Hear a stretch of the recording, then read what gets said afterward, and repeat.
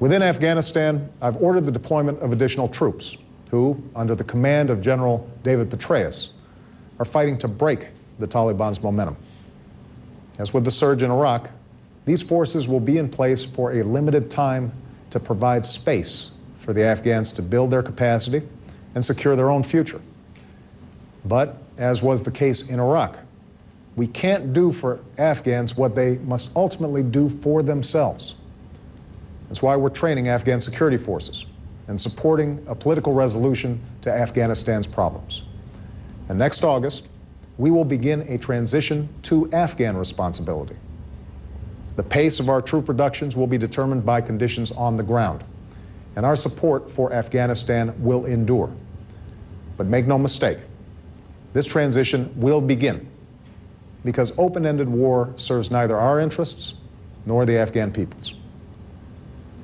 Indeed, one of the lessons of our effort in Iraq is that American influence around the world is not a function of military force alone. We must use all elements of our power, including our diplomacy, our economic strength, and the power of America's example, to secure our interests and stand by our allies. And we must project a vision of the future that's based not just on our fears, but also on our hopes. A vision that recognizes the real dangers that exist around the world, but also the limitless possibilities of our time. Today, old adversaries are at peace, and emerging democracies are potential partners. New markets for our goods stretch from Asia to the Americas. A new push for peace in the Middle East will begin here, tomorrow. Billions of young people want to move beyond the shackles of poverty and conflict. As the leader of the free world, America will do more than just defeat on the battlefield those who offer hatred and destruction. We will also lead among those who are willing to work together to expand freedom and opportunity for all people. Now, that effort must begin within our own borders. Throughout our history, America has been willing to bear the burden of promoting liberty and human dignity overseas, understanding its links to our own liberty and security. But we have also understood that our nation's strength and influence abroad must be firmly anchored in our prosperity at home. And the bedrock of that prosperity must be a growing middle class. Unfortunately, over the last decade, we've not done what's necessary to shore up the foundations of our own prosperity. We spent $1 trillion at war, often financed by borrowing from overseas. This, in turn, has shortchanged investments in our own people and contributed to record deficits. For too long, we have put off tough decisions on everything from our manufacturing base to our energy policy to education reform. As a result, too many middle-class families find themselves working harder for less, while our nation's long-term competitiveness is put at risk. And so at this moment, as we wind down the war in Iraq, we must tackle those challenges at home with as much energy and grit and sense of common purpose as our men and women in uniform who have served abroad. They have met every test that they faced. Now it's our turn.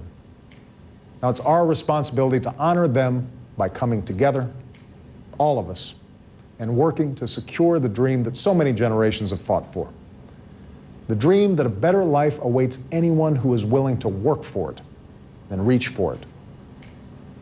Our most urgent task is to restore our economy and put the millions of Americans who've lost their jobs back to work.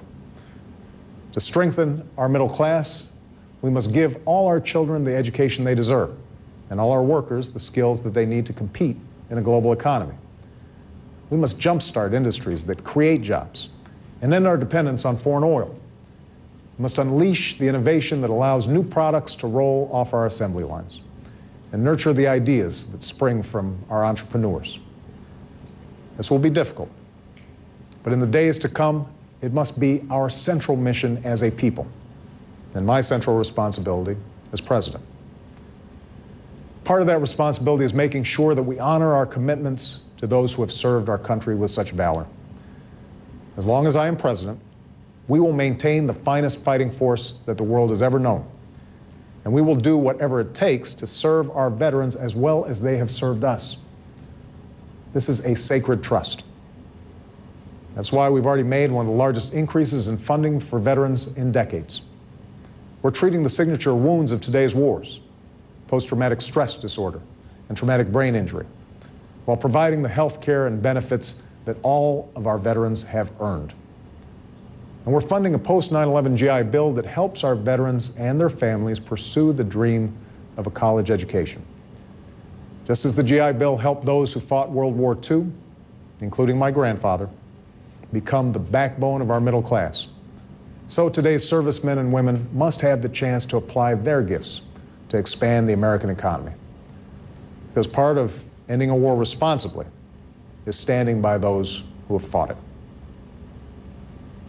2 weeks ago, America's final combat brigade in Iraq, the Army's 4th Stryker Brigade, journeyed home in the pre-dawn darkness. Thousands of soldiers and hundreds of vehicles made the trip from Baghdad, the last of them passing into Kuwait in the early morning hours.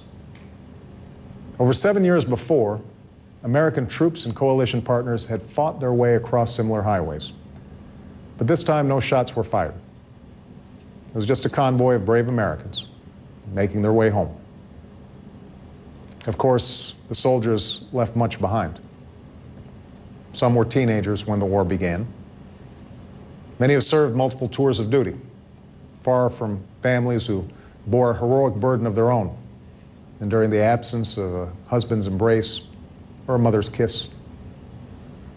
Most painfully, since the war began, 55 members of the 4th Stryker Brigade made the ultimate sacrifice, part of over 4,400 Americans who have given their lives in Iraq.